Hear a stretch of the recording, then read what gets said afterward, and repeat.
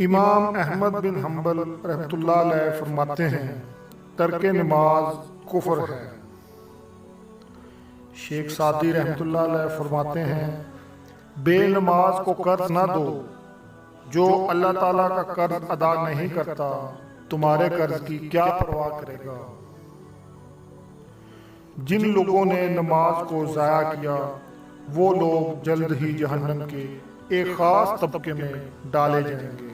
قرآن مجید۔ امام ابو حنیفہ رحمۃ اللہ علیہ فرماتے ہیں بے نماز کو قید میں ڈالا جائے جب تک کہ وہ توبہ نہ کر لے۔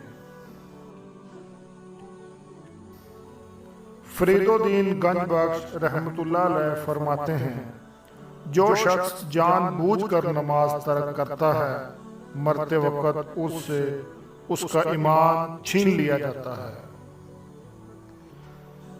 شیخ عبد القادر جیلانی رحمۃ اللہ علیہ فرماتے ہیں بے نماز مر جائے تو اس کی نماز جنازہ نہ پڑھی جائے اور نہ ہی اس کو مسلمانوں کے قبرستان میں دفن کیا جائے۔